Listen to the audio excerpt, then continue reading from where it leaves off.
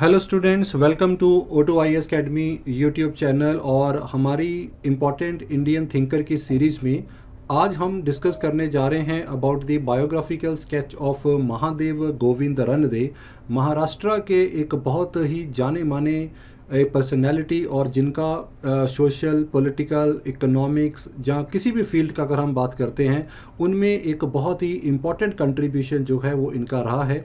और किस तरह से महादेव गोविंद रणदे जी ने महाराष्ट्र की उस समय की सोशल और इकोनॉमिक लाइफ को इन्फ्लुएंस किया, इनकी आइडियोलॉजी क्या थी और किस तरह से ये एक फ्यूचर इंडिया को देखते थे, तो इनके बारे में आज हम एक ब्रीफ जो इंट्रोडक्शन है वो आज स्टडी करेंगे।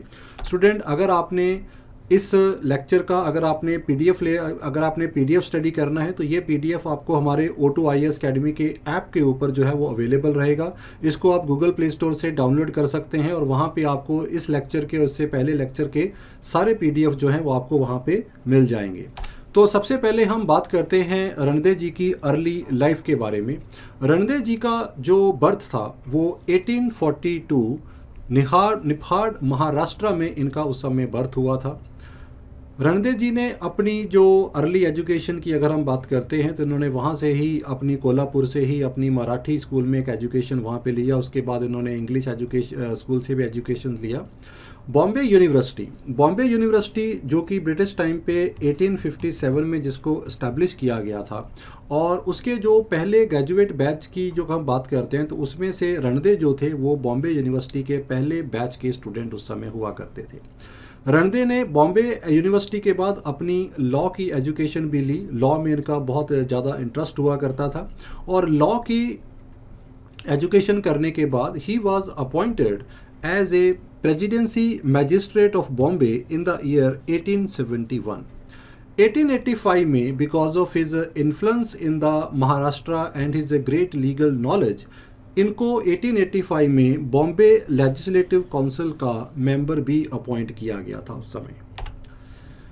इसके बाद 1893 में because of his continue contribution and work और इनको 1893 में बॉम्बे हाई कोर्ट का जज भी अपॉइंट किया गया था। और ये उस समय एक इंडियन के लिए एक बहुत ही हाई स्टेटस जो था उस समय हुआ करता था। तो 1893 में जब इनको बॉम्बे का जज बनाया गया था, हालांकि इससे पहले भी ये जज बन सकते थे but because of his association with the Congress party और इनकी अपनी पॉलिटिकल आइडियोलॉजी के चलते भी इनका जो बॉम्बे हाई कोर्ट का जज बनना था वो ब्रिटिश ने उस समय काफ़ी जो इसको डिले भी उस समय किया था।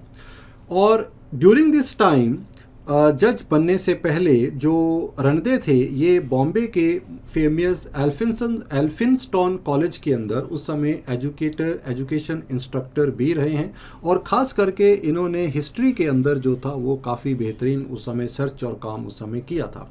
और ख़ास करके जो हिस्ट्री की उस समय इंटरेस्ट थी यहाँ पे, और जिस तरह से मराठा हिस्ट्री के ऊपर अगर हम बात करते हैं तो मराठा हिस्ट्री के अंदर जिस तरह में एक ब्रिटिश जो एस्पेक्ट जो था उसके ऊपर लिखा गया था, खास करके अगर हम ग्रंट डफ की बात करते हैं जो एक स्कॉटलैंड के ब्रिटिश सोल्जर हुआ करते थे इंडिया में, तो उन्होंने मराठा की हिस्ट्री में काफ़ी लिखा था। तो लेकिन रणदे जी को ये लगता था कि जो मराठा की हिस्ट्री लिखी गई है वो पूरी फैक्चुअल नहीं है, उसमें ऐसे बहुत सारे फैक्ट हैं और ऐसे बहुत सारे एस्पेक्ट हैं जिनको कि ब्रिटिश हिस्टोरियन के द्वारा सही ढंग से दिखाया नहीं गया है और एक हाफ ट्रुथ जो है वो उस पर दिखाया गया है। इसी के चलते ही जो रणदे थे उन्होंने एक मराठा हिस्ट्री के ऊपर काफ़ी अच्छा रिसर्च किया और उसी रिसर्च के चलते इन्होंने एक वर्क लिखा था मराठा हिस्ट्री के ऊपर जिसका नाम था rise of the Maratha power 1900 के पास। और तकरीबन अपनी डेथ के 1 साल पहले उन्होंने ये वर्क जो था उस समय लिखा था। इसके बाद भी वो ये वर्क लिखना चाहते थे बट अनफॉर्चुनेटली उनकी जो थी डेथ वहाँ पे होगी। तो मराठा हिस्ट्री के अंदर जो हम देखते हैं कि रणदे जी का एक खास रोल और पार्ट जो है वो हमें देखने को मिलता है। अब रणदे जी का अगर एज ए पर्सनैलिटी बात की जाए तो नॉर्मली हम अगर 1850 से लेके 1900 तक की अगर हम मॉडर्न हिस्ट्री देखते हैं तो we discuss and talk about different category of reformer. लेकिन उनमें से जो भी रिफॉर्मर हैं दे आर ईदर जहाँ तो वो सोशल कास्ट को रिफॉर्म के लिए हैं, जहाँ वो पॉलिटिकल रिफॉर्म के लिए हैं, जहाँ वो इकोनॉमिक रिफॉर्म के लिए हैं। लेकिन अगर रणदे जी की बात की जाए तो Ranade ji was in believe of the total revolution, वो किसी एक रिफॉर्म की फेवर में नहीं थे। He want to see the complete reformation, चाहे वो सोशल लाइफ थी इंडिया की, चाहे वो रिलीजियस लाइफ थी, चाहे वो इकोनॉमिक लाइफ थी, चाहे वो पॉलिटिकल लाइफ, इसलिए वो टोटल रेवोल्यूशन में बिलीव करते थे। और 1862 के पास बॉम्बे का एक बहुत फेमस पीरियडिकल हुआ करता था इंदु प्रकाश, और इसके ये एडिटर भी रह चुके हैं यहाँ पे। और इसके टाइम के ऊपर हम यहाँ पे देखेंगे कि इंदु प्रकाश के एडिटर के साथ साथ इन्होंने काफ़ी अपने जो टॉपिक्स थे उस समय के सोशल, इकोनॉमिक और रिलीजियस मुद्दों के ऊपर इन्होंने काफ़ी उस समय लिखा। लेकिन अगर हम इन सभी मुद्दों की बात करते हैं तो यहाँ पे रणदे जी ने विडो रीमैरिज के लिए काफ़ी ज़्यादा जो था उस समय इसकी एडवोकेसी भी की, और इसके लिए उन्होंने काफ़ी ज़्यादा प्रोपागेंडा भी किया कि विडो रीमैरिज जो है वो वहाँ पे होनी चाहिए, और इसको इन्होंने बहुत ज़्यादा सपोर्ट भी किया यहाँ पे। और इसी के चलते ही यहाँ पे विडो रीमैरिज एक एसोसिएशन भी बनाई इन्होंने, 1866 के पास एसोसिएशन को बनाया गया, और इसमें इनके जो साथी थे वो थे विष्णु शास्त्री पंडित और GH देशमुख। तो इनके साथ मिलकर इन्होंने एसोसिएशन बनाया और विडो रीमैरिज काज के लिए इन्होंने अपना समय स्ट्रगल किया। लेकिन 1873 में जो रणदे थे उनकी जो पहली वाइफ थी उनकी बिकॉज ऑफ ट्यूबरक्लोसिस उनकी डेथ हो गई थी, और क्योंकि रणदे जी का कोई अपना बच्चा आगे नहीं था, तो जिसके चलते फैमिली प्रेशर जो था वो इनके ऊपर बना कि ये दूसरी शादी करें। और इनके जो फादर थे वो एक बहुत ऑर्थोडॉक्स मैन थे और बड़े ऑर्थोडॉक्स रिलीजियस ख्यालात थे उनके, तो उन्होंने प्रेशराइज़ किया रणदे जी को कि आप जो हैं वो विडो से शादी नहीं करेंगे। हालांकि इसके वो बहुत ज़्यादा सपोर्ट किया करते थे, तो उनके फैमिली प्रेशर जो था वो रणदे जी के ऊपर काफ़ी ज़्यादा पड़ा इसके चलते, जिसके कारण फैमिली प्रेशर के चलते इन्हें खुद 11 साल की रमा बाई के साथ इनको शादी करनी पड़ी। और इस समय रणदे जी की उम्र जो थी वो कोई 30-32 साल के पास हुआ करती थी। तो रमाबाई बाद में इनका एक बहुत इंपॉर्टेंट कंट्रीब्यूशन रहा है सोशल रिफॉर्म के अंदर यहाँ पे। तो जो रणदे थे उन्होंने जब उन्होंने शादी की तो नेचुरली था उनका एक बहुत बड़ा क्रिटिसिज्म भी हुआ। जो उनके साथी थे चाहे विडो रीमैरिज एसोसिएशन वाले थे, यहाँ तक इंदु प्रकाश के अंदर भी उनके बारे में कुछ क्रिटिकल जो आर्टिकल थे उस समय लिखे गए। लेकिन जो रणदे थे उन्होंने रमाबाई के साथ शादी करने के बाद उन्होंने उनके एक हस्बैंड होने के साथ साथ वो उनके टीचर भी बने। रमाबाई को उनके द्वारा एजुकेट दिया गया, उनको तालीम दी गई और उन्हें जो था एक इंडिपेंडेंट पर्सनैलिटी और एक इंडिपेंडेंस इंडिविजुअलिटी जिसमें बहुत बिलीव करते थे, उसमें उन्होंने उसका जो था बहुत बड़ा एक अपना कंट्रीब्यूशन वहाँ पे दिया था। और इस तरह से जो रणदे थे वो अपने जो उनका रिफॉर्म का जो उनका जो एक आइडिया था, जो उनकी एक डिटर्मिनेशन थी, वो उनकी किसी भी तरह से जो थी वो कम नहीं पड़ी थी। पुणे में जब रणदे जी आते हैं 1871 में रणदे जी पुणे में आते हैं तो वहाँ पे एक तरह से एक बहुत बड़ा एक रिफॉर्म मूवमेंट जो थी उनके द्वारा स्टार्ट की जाती थी। And here he become the part of सार्वजनिक सभा जो कि जिसको स्टार्ट किया गया था गणेश वासुदेव जोशी, जिनको कि लोग उस समय बड़े प्यार और रिस्पेक्ट के साथ सार्वजनिक काका कह के बुलाया करते थे। और इस एसोसिएशन का सार्वजनिक सभा का जो पर्पस हुआ करता था अलॉन्ग विद सोशल रिफॉर्म, जो उस समय के पॉलिटिकल मुद्दे थे, गवर्नमेंट्स को लोगों की तकलीफ़ें और उनकी प्रॉब्लम बताना और उनके लिए रिफॉर्म की डिमांड करना, ये कुछ इस मूवमेंट इस एसोसिएशन के कुछ मुद्दे उस समय रहा करते थे। तो रणदे जी इसके मेंबर भी बनते हैं और इस मेंबर बनने के बाद वो पुणे के अंदर एक बहुत बड़ा एक रेफॉर्मेशन वर्क जो है वहाँ पे करते हैं।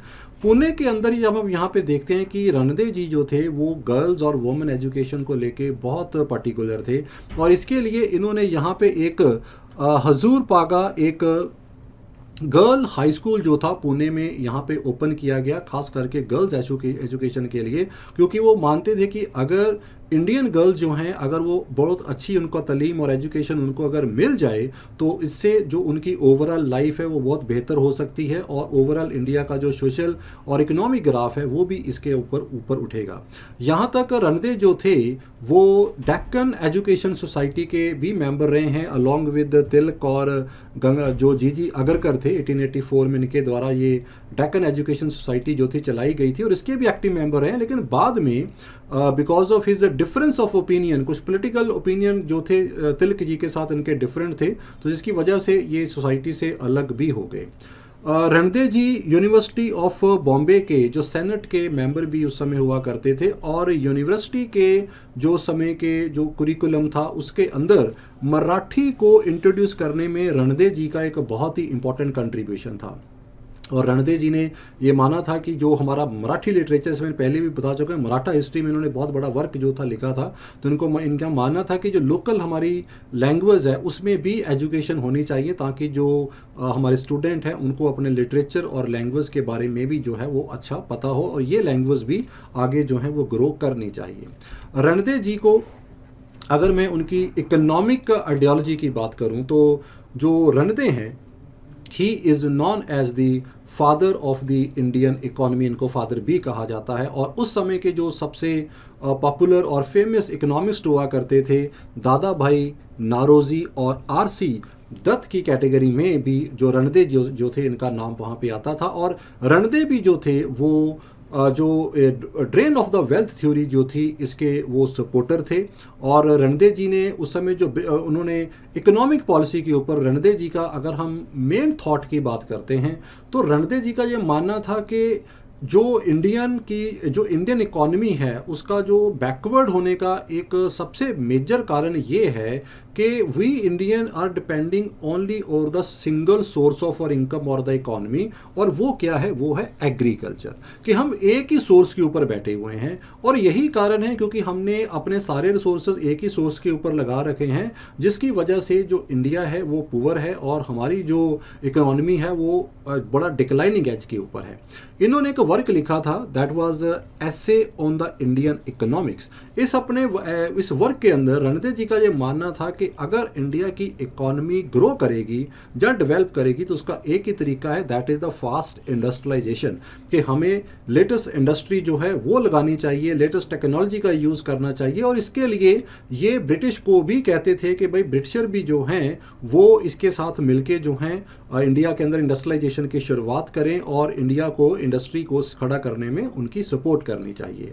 और इसके साथ साथ 1890 में इन्होंने एक industrial association of western Indian को भी ऑर्गेनाइज किया था, ताकि जो वर्कर और जो इंडस्ट्री के जो लोग थे उनके काज को ब्रिटिश गवर्नमेंट में बेटर रिप्रेजेंट किया जा सके। So he was also supporter of the drain of wealth theory, and along with he was one of the bitter critics of the Indian economy as it was made by the British at that time here. और जैसा मैंने आपको बताया था पहले भी कि रणदे जो थे, ही believed in the total revolution. कोई एक फील्ड नहीं था जिसमें वो पर्टिकुलर थे, उन्होंने सभी फील्ड के अंदर एक बेहतरीन जो था अपनी आइडियोलॉजी और अपने प्रिंसिपल यहाँ पे दिए थे। और यहाँ पे रिलीजियस रिफॉर्मर की भी बात करते हैं।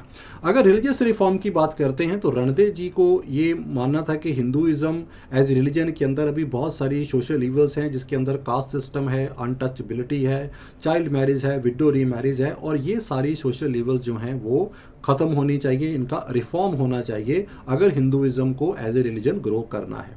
And at that time we know that कि कलकत्ता के अंदर भी ब्रह्मो समाज इस कॉन्टेक्स्ट में बड़ा एक इम्पॉर्टेंट काम कर रही थी। और ब्रह्मो समाज का अगर हम ऑफशूट देखते हैं, जिस तरह से ब्रह्मो समाज के लीडर जो प्रोपोगंडा जो जिस तरह से किया जा रहा था, उसका एक एस्पेक्ट हम महाराष्ट्र में देखते हैं इन द फॉर्म ऑफ प्रार्थना समाज।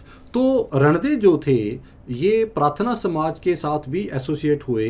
लेकिन यहाँ पे अगर हम प्रार्थना समाज या ब्रह्मो समाज की अगर डिफरेंस की बात करते हैं, तो ब्रह्मो समाज बिल्कुल हिंदुइज्म से अलग होके एक सेपरेट सेक्ट की फॉर्म में उन्होंने यहाँ पे काम करते थे। लेकिन यहाँ पे जो रणदे थे, he want to reform the Hinduism, लेकिन ये हिंदुइज्म या हिंदू रिलीजन से ये अलग नहीं हुए थे, and they want to reform the Hinduism within the precinct of Hindu religion at that time. तो प्रार्थना समाज के साथ भी इन्होंने कोरिलेट किया, और उस समय जो सोशल रिफॉर्म थे, जो मुद्दे जो मैंने अभी बताए हैं, जो चाहे वो चाइल्ड मैरिज थी, चाहे विडो रीमैरिज थी, उनके ऊपर इन्होंने काफ़ी उस समय वर्कआउट भी किया यहाँ पे। और दयानंद सरस्वती जिनके द्वारा आर्य समाज की इस्टेब्लिशमेंट की गई थी, स्वामी दयानंद जी के भी बहुत बड़े सपोर्टर थे। और जब इनका एक पुणे में प्रोसेशन निकाला गया था, तो उस पुणे में जो रणदे थे ये खुद दयानंद सरस्वती जी के साथ चले थे और उसको सपोर्ट किया था। और उस समय क्योंकि दयानंद सरस्वती जो थे जो हिंदू ऑर्थोडॉक्सी जो थी उसको चैलेंज कर रहे थे, तो जिसके कारण काफ़ी ऑर्थोडॉक्स इनका प्रोटेस्ट भी कर रहे थे, लेकिन बावजूद इस प्रोटेस्ट के जो रणदे थे वो दयानंद सरस्वती जी के साथ चले थे पुणे में। उनके जितने भी वहाँ पे उनके सेमिनार हुए थे उसके अंदर उन्होंने इसको सपोर्ट किया था। यहाँ तक कि स्वामी दयानंद जी की जो 12 डिफरेंट स्पीचेस दी गई थी उनको एक लेक्चर की फॉर्म में इन्होंने अरेंज भी किया था। तो दयानंद जी को काफ़ी सपोर्ट करते थे। और इसके बाद हम देखेंगे कि रिलीजन की अगर हम बात करते हैं तो रणदे जी एक बहुत ही रेशनल माइंड को बिलोंग करते थे। उनका मानना था कि एक पर्सन है should be very rational in his thought, और उसे आंखें बंद करके जो है किसी को बिलीव नहीं करना चाहिए, और he should use his rationality to see that how he or she can make his और हर लाइफ बेटर। तो यहाँ पे उनका रिलीजन का ये था कि आंखें बंद करके कुछ नहीं करना है, आप अपने एज ए इंडिविजुअल लेवल के ऊपर आप यहाँ पे देखिए कि आप अपनी लाइफ में क्या कर सकते हैं। और इसके लिए ज़रूरी नहीं है कि आपको लाइफ में कुछ बनने के लिए, कुछ करने के लिए आपका किसी पर्टिकुलर रिलीजन में या कास्ट में पैदा होना ज़रूरी है, ठीक है। तो आप अपनी एफर्ट से, आप अपने कर्म से भी एक जो है वो बेटर जो है ह्यूमन बन सकते हैं। इसलिए वो ज़्यादा सुपरस्टिशन और रिलीजियस ऑर्थोडॉक्सी को वो नहीं मानते थे। रिलीजन के कॉन्टेक्स्ट में भक्ति मूवमेंट के जो बहुत बड़े सपोर्टर थे, क्योंकि भक्ति मूवमेंट के अगर हम देखते हैं तो भक्ति मूवमेंट भी दे बिलीव इधर इन नॉलेज और इधर in the ideology of the love. जितने भी हमारे भक्ति सेंट हुए हैं तो उन्होंने भी ये अननेसेसरी सुपरस्टिशन ऑर्थोडॉक्सी को चैलेंज किया था। और ये भक्ति मूवमेंट की, इसलिए जो रणदे थे ये भक्ति मूवमेंट की आइडियोलॉजी को भी सपोर्ट करते थे। और ही बिलीव के एक जो फॉलोअर है जो किसी भी रिलीजन का है उसे एक ट्रू नॉलेज में बिलीव करना चाहिए, ब्लाइंड फेथ से जो है वो हमेशा बच के रहना चाहिए। अगर पॉलिटिकल कॉन्टेक्स्ट की अगर हम बात करते हैं तो पॉलिटिकली जो रणदे जी थे वो ब्रिटिश रूल के अगेंस्ट नहीं थे। He was basically the supporter of the British rule, और उनका ये मानना था कि ब्रिटिश रूल मॉडर्न है, एडवांस है, तो अगर हम इनके नीचे गवर्न रहेंगे तो इंडिया जो है वो फ्यूचर में एक बहुत मॉडर्न और एक बहुत एडवांस नेशन बनेगा। लेकिन साथ साथ में जो रणदे थे वो ये मानते थे कि ब्रिटिश रूल के अंदर बहुत सारी शॉर्टकमिंग्स हैं, तो हमें रूल चेंज करने की ज़रूरत नहीं है, लेकिन हमें इसको रिफॉर्म करने की ज़रूरत है। और इसके रिफॉर्म के लिए we have to let know the British कि हमारी क्या प्रॉब्लम है और उनको कैसे जो है हम ठीक कर सकते हैं और उनके लिए क्या रिफॉर्म जो है वो लेके आने चाहिए। तो रणदे जो थे इसके चलते he become the founder of the Indian national Congress. 1885 में इनको कांग्रेस को ज्वाइन भी किया, और कांग्रेस को ज्वाइन करने के साथ साथ इन्होंने उस समय के जो पॉलिटिकल मुद्दे थे उनको भी उठाया, चाहे वो एडमिनिस्ट्रेशन रिफॉर्म की बात थी, चाहे वो इकोनॉमिक रिफॉर्म की बात थी। और जैसा इन्होंने बताया, बिकॉज ऑफ दिस एसोसिएशन इनका जो एलिवेशन था टू द हाई कोर्ट जज वो ब्रिटिश ने काफ़ी उस समय डिले भी किया कर रखा था। जब तक जो कांग्रेस थी it was dominated by the moderate, चाहे वो गोपाल कृष्ण गोखले थे, जहाँ फिरोज शाह मेहता थे, तो इन्होंने मॉडरेट सेक्ट को काफ़ी ज़्यादा सपोर्ट किया। लेकिन 90 के बाद जब थोड़ा एक्सट्रीमिस्ट सेक्ट जो है राइज करता है, क्योंकि तिलक जी के साथ इनके थोड़े व्यू अलग थे, तो तिलक जी का मानना था कि जो पॉलिटिकल फ्रीडम है वो पहले होनी चाहिए और उसके बाद चाहे हम रिलीजियस या सोशल रिफॉर्म आगे कर सकते हैं। Without political freedom it is not necessary. और रणदे जी का थोड़ा ये मानना था कि अगर हम सोशल रिफॉर्म या रिलीजियस रिफॉर्म जो है वो हमारे पहले होने चाहिए और पॉलिटिकल फ्रीडम जो है वो उसके बाद हमें मिले तो दैट वुड बी बेटर। तो इसके लिए थोड़ा सा इनकी आइडियोलॉजी जो थी वो तिलक जी से थोड़ी अलग थी, लेकिन कांग्रेस के ये मेंबर भी रहे हैं यहाँ पे।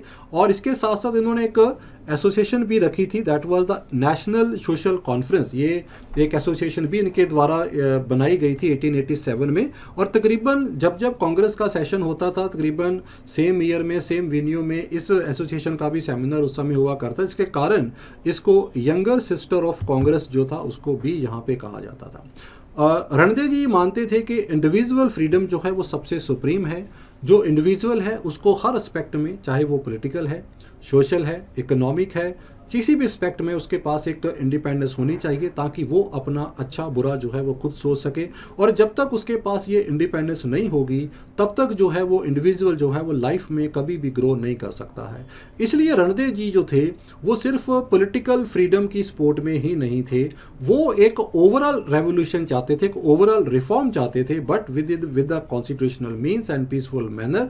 और वो चाहते थे कि जो हमारा प्रेजेंट सिस्टम है, चाहे वो सोशल इकोनॉमिक सारा है, इस पूरे सिस्टम को चेंज किया जाए, तो फ्यूचर में जो इंडिया है वो एक बेहतरीन जो है कंट्री और नेशन जो है वो आगे बन सकता है। So student, this was one of the brief introduction about MG Ranade. I hope कि इनका एक ब्रीफ इंट्रोडक्शन जो है वो आपको आपके एग्ज़ाम में, चाहे वो यूपीएससी है, चाहे आपका स्टेट सिविल सर्विस एग्ज़ाम है, उसमें क्वेश्चन सॉल्व करने में आपको काफ़ी हेल्प आउट भी करेगा। So thank you very much and all the best. अब नेक्स्ट मिलेंगे अपने नेक्स्ट थिंकर के साथ very soon. Thank you very much.